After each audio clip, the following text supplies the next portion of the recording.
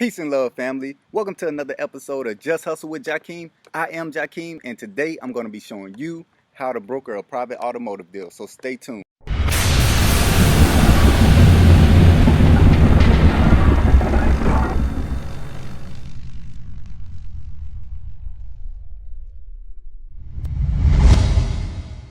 you like what you see, hit the notification bell, subscribe, so you'll know when I'm dropping more and more information that can help you out and be beneficial to your pursuit.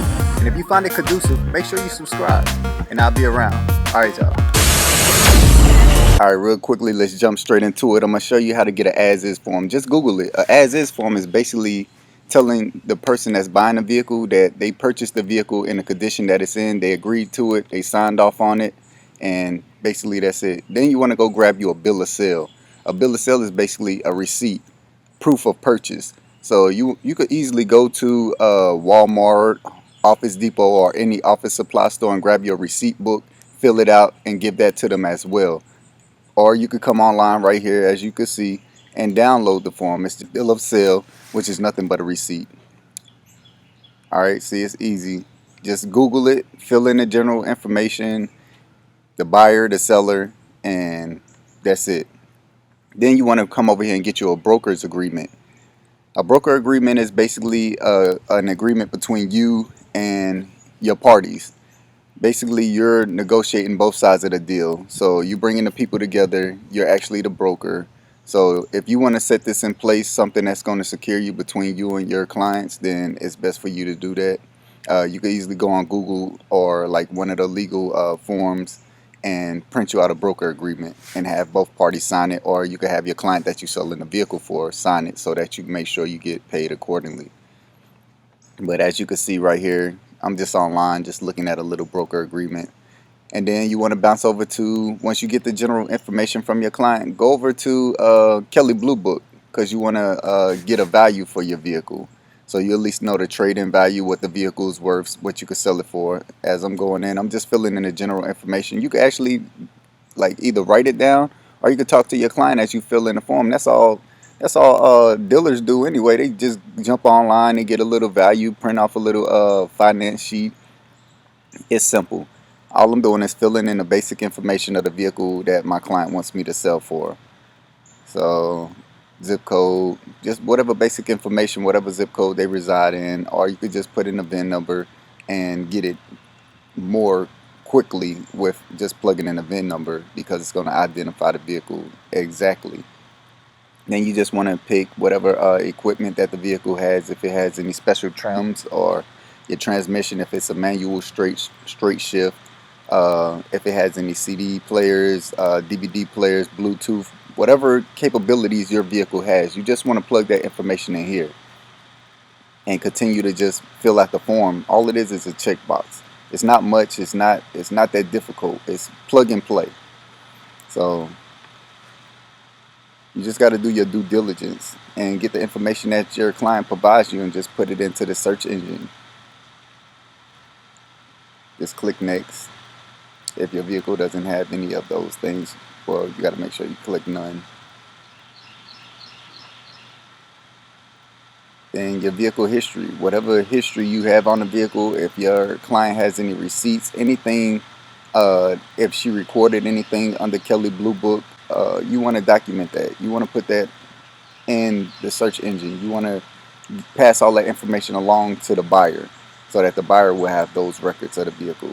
The vehicle is a depreciating asset, so make sure they have a record of it. The moment you draw the vehicle off the lot, if you was to purchase it from a dealership, it's a depreciating asset.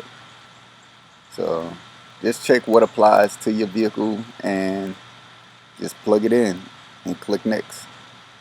If the vehicle has any damage, as I've already assessed it, the vehicle, it kind of does have little paint issues. So I'm going to go in here and I'm going to click what type of issues the vehicle has. And then I'm going to identify what part of the vehicle has damage, so I can identify it, so I could get a proper estimate of what the vehicle is actually worth. So you want to do your due diligence. You want to plug this information in there and be honest with yourself, be honest with your client, so you can get a general assessment of where your vehicle is going to range at. Then you can kind of determine how much you want to sell the vehicle for. So I'm just plugging in this information from what I've seen on the vehicle so I can get my complete assessment, my value of the vehicle. All right. So I'm just clicking which panel it is.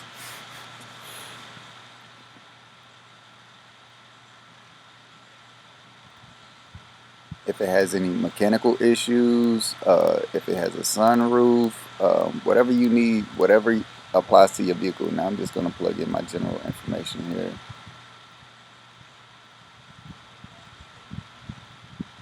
Now, yeah, I'm providing my information, but by all means, if you feel like you need to contact me or you could do better, by all means, do so. Show and prove. Send me a link to your video. All right, now I'm ready to get my values.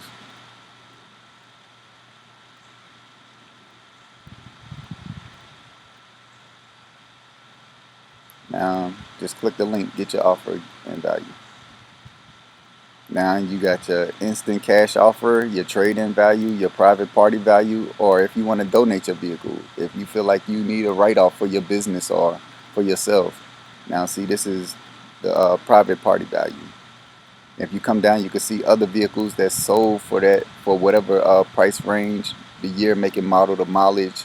You could get a general assessment of different vehicles, different price ranges. But the market is ultimately going to determine how much you're going to sell your vehicle for. Then here's a cash offer.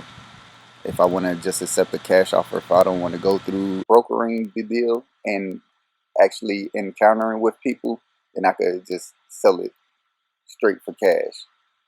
And then Facebook offers this site as well. If you want to market your vehicle on Facebook, you come into a Facebook marketplace. And I'm going to show you how easily it is to place the vehicle in the market. The make, BMW, the year. It's all plug and play, man. It's very simple. It's very easy. You know, if you're trying to get out of your 9 to 5, if you want to have a little side hustle on the side and continue to work your side hustle until you can get out of your 9 to 5, you want to become a small business owner or you want to do something for yourself, for your legacy, for generations to come, then you're going to have to take initiative, because if you're working for somebody else, there's nothing promised to you or your kids. Ultimately, you could get laid off tomorrow and that be the end of it. But if you're working on something you're passionate about, you will never lose. You can never lose working for yourself. So the interior, the exterior, and then Facebook will actually populate you a number or a price range, a fair market value for your vehicle from Kelley Blue Book. If you just plug in general information and you plug in the correct information. Now, if you see right here, it's already listed. I have the vehicle listed. Now, I'm going to show you, you could actually go and plug this vehicle into more marketplaces, more groups. Like these are groups that I've already subscribed to. I've already been accepted into these groups because I do this on a normal basis. Facebook is a good platform because people know you. They start to see what you're doing, and they kind of gravitate to you. And then you kind of communicate back and forth with your clients, your customers. And you start building your little fan base from there. So all of these groups have over like this one has over 30,000 members. You see what I'm saying?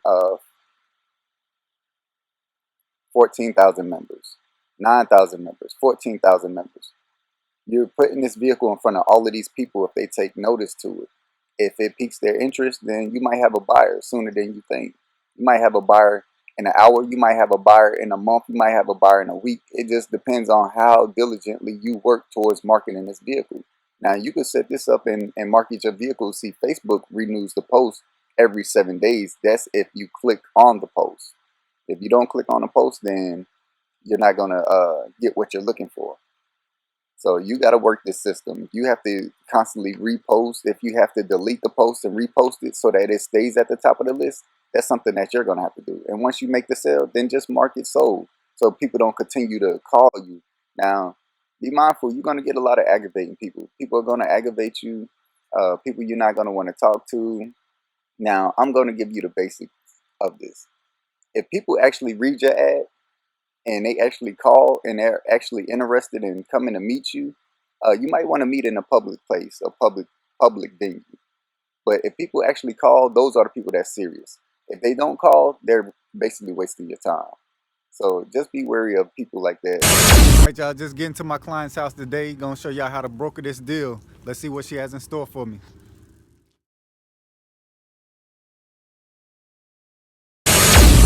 At the initial consultation, I always go through my checklist and do an inspection on the vehicle so I can pass the information along to the next buyer.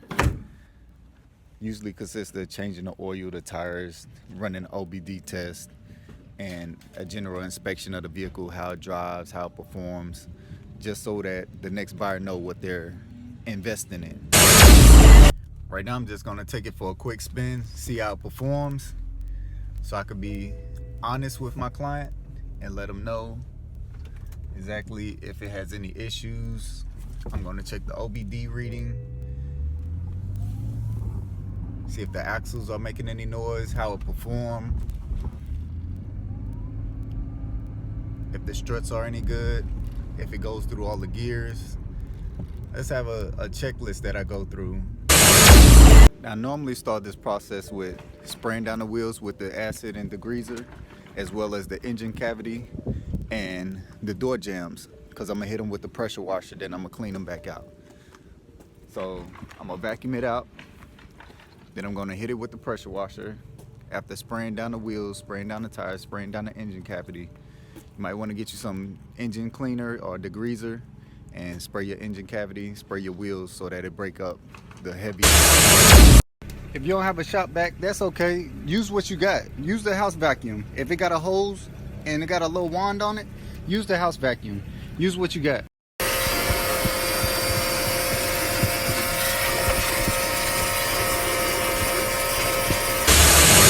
All right, I'm about to get started with the pressure washing. You don't want to use anything too harsh on your vehicle, so grab your soft tip with your pressure washer. This pressure washer is Troy built, 2700 PSI.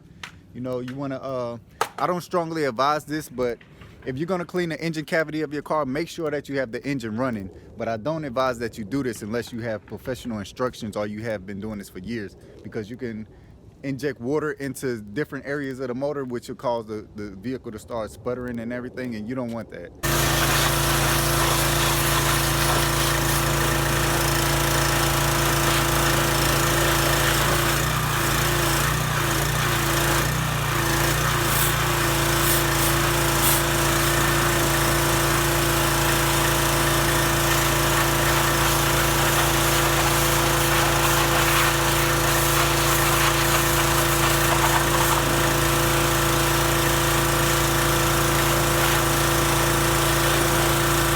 Now, after you sprayed the engine off, which I strongly suggest, if you don't know what you're doing, let the professionals do it. Just pay the professionals to do this portion, and that's even if you do that. You can take an air hose and spray a little bit of water with a spray or a compression tank on it, and then just spray it off with your air hose. But you're gonna need an air compressor.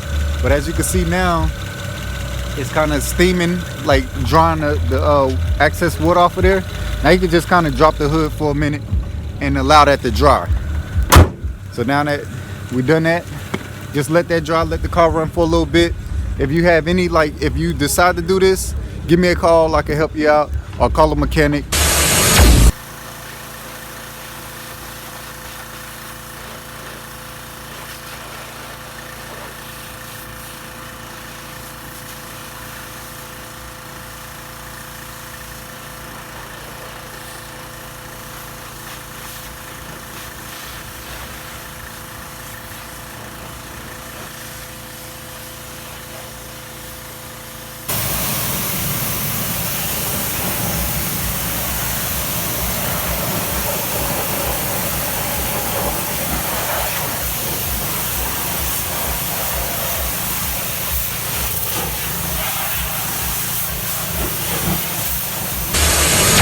All right, now that I've cleaned the underbody, the inside of the gas tank, The wheels.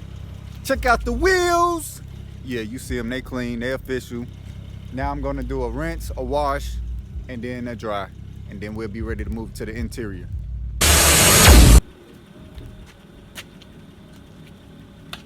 All right, now I got the car soaked down. I'm about to do a rinse, dry, and apply a coat of wax. All right, now I've applied a coat of wax. It's kind of hard with a black car. You gotta apply the wax, you gotta take it off right, you gotta buff it out right, or you'll have swirls all in the paint. It's kind of a trick to it, but if you don't do it right, you have all type of swirls in your paint. But I'm gonna give you all my trade secrets this year. Just go to YouTube and subscribe. Now I'm just gonna make your way around, clean your windows.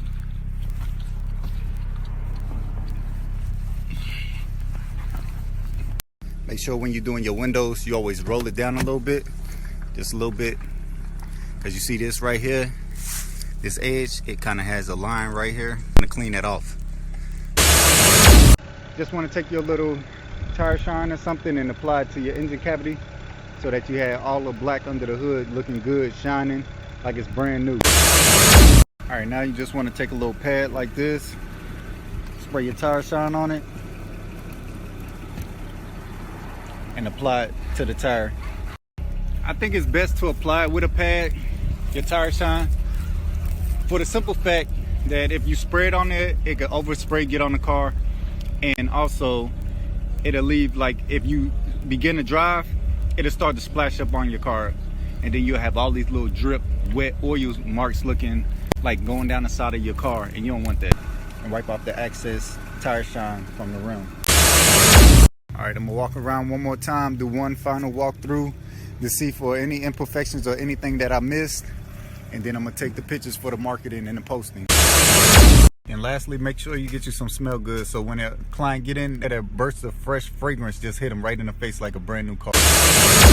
All right, y'all, rain, sleet, or snow, we out here making this sale go. This my man, he came to pick up the BMW today. Hey, what's up? Amari Cornegate, Performance MD. Picking up the 08 335i XI today. Yeah. He excited about buying the whip, man, helping somebody else out, man. I'm brokering the deal, he brokering the deal. We all making the money circulate. Oh, yeah. All right, y'all, come checking him out at his shop. Where your shop located? It is 2614 Keymore Drive, Chester, South Carolina. Performance MD. He gonna take care of y'all. He got the tools to get you where you trying to go. All right, y'all.